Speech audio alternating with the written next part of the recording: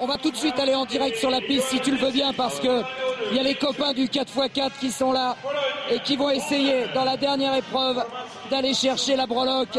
Et Stéphane, ça tu l'as connu ce moment fort du relais 4x4.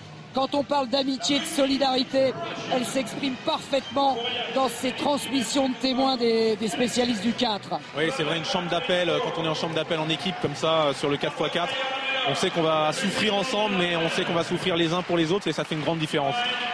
Alors les Français vont partir avec Marc Macedo, qui est un jeune sprinter, spécialiste du 200, alors que les Belges, chers à Alexandre Boyon, vont aligner les deux borlets. Donc la France avec Macedo, Leslie John, notre champion d'Europe, sera au deuxième relais, Eliman Hané au troisième et Johan Decimus, qui a été finaliste également, eh bien, sera au quatrième relais. Et je parlais tout à l'heure, j'ai oublié de vous dire que Christophe Lemaître, on l'a vu, a pris la troisième place du 60 mètres. Christophe, c'est un grand fan de l'Olympique de Marseille. Eh bien, sachez que ce soir, dans le match de foot Marseille-Lille, c'est Thierry Taponnier, le frère de Stéphane, qui donnera le coup d'envoi. 342 jours que Stéphane et Hervé sont là-bas. 432 jours, et ça fait rudement long.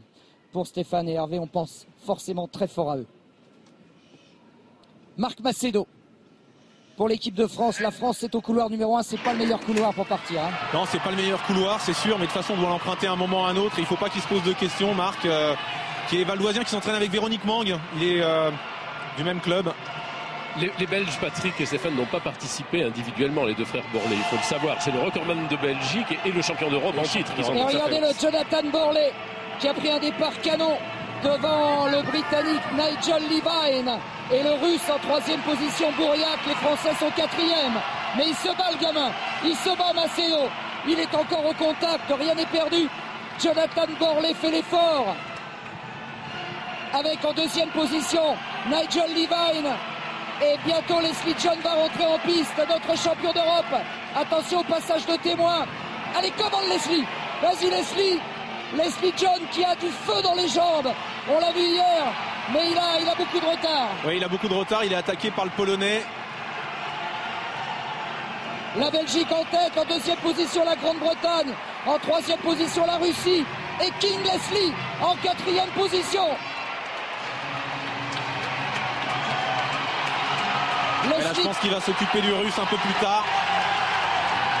Et Bercy est en fusion quand Leslie John attaque à l'extérieur. Allez Leslie, regardez-moi le travail. Leslie John.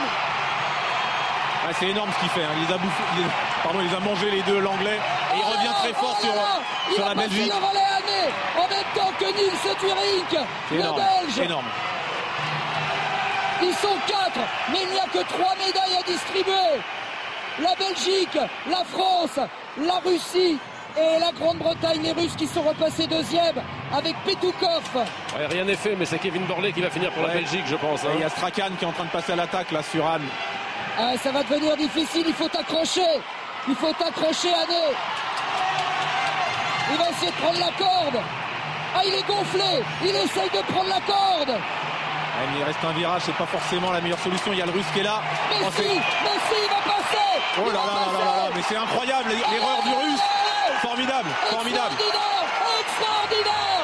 Et c'est Johan Decimus dans une ambiance de ouf. Decimus devant la Grande-Bretagne, la Russie, la Belgique. Ouais, qui est poursuivi par Richard Buck. Quelle erreur du Russe d'avoir ouvert la corde, mais tant mieux pour nous. Allez Johan, il a le deuxième frangin Borlée en quatrième position. Est-ce qu'il va pouvoir tenir? C'est incroyable. Ouais. Sur le papier, ils n'étaient pas les meilleurs, mais ils ont un cœur énorme. Incroyable le cœur, allez Johan. Allez, quand les jambes ne marchent plus, c'est le cœur qui prend le relais. Johan Decimus, toujours en tête. Est-ce qu'il va tenir? Allez Johan, allez. Ouais, super. Allez, il va le faire. Formidable. Quel exploit. Plus que du courage, du talent, c'était véritablement une des médailles les plus difficiles et les moins attendues, Patrick. Il faut le dire. On espérait, mais leur stratégie a été superbe. incroyable ce que vient de réaliser le quatuor français. Macedo, John, Ané et Decimus. Dans les meilleures positions. Et Decimus s'est transcendé véritablement. Je crois qu'il a été porté. Mais bon, il a couru 46-31, c'est-à-dire mieux que Richard Buck cette année qui avait couru 46-38. Donc ayant de l'avance, il a très très bien couru à son niveau. Voici les héros de ces championnats d'Europe. Cette équipe de France, je vois juste avoir le point de vue d'Antoinette. Antoinette qui, elle sait plus où donner de la tête. Et c'est un truc de fou, Antoinette, aujourd'hui. C'est sûr. J'arrive pas à y croire ce qui se passe ici à Bercy aujourd'hui. Oh là là, on revoit encore Johan Decimus, mais il a peur de rien parce que derrière il a Borlé. Et il a Borlé qui s'est fait promener toute la course, hein, par contre. Il a jamais pu trouver réellement sa place. Et il faut savoir courir, jouer avec les valeurs et l'ordre des relais et que chacun ait une grande intelligence de course. Hein. Et pendant ce temps-là, Teddy Tango n'en finit pas avec son tour d'honneur. Antoinette Renaud, parlez-nous de cette équipe de France formidable. Celle qui est née à Barcelone et qui continue aujourd'hui. Bah voilà, on l'a sous les yeux, l'équipe elle est là, c'est le partage avec tout le monde.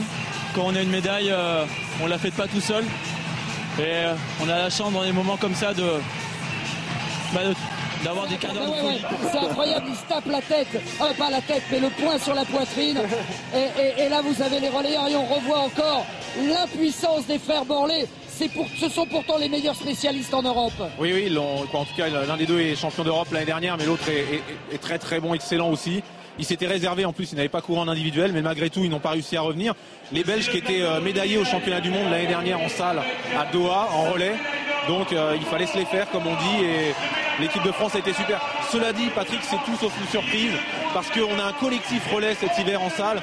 On a 6 garçons à moins de 47 secondes et c'est complètement inédit. Et regardez où il est, le Teddy. Il est perché là-haut, on ne peut pas aller le chercher.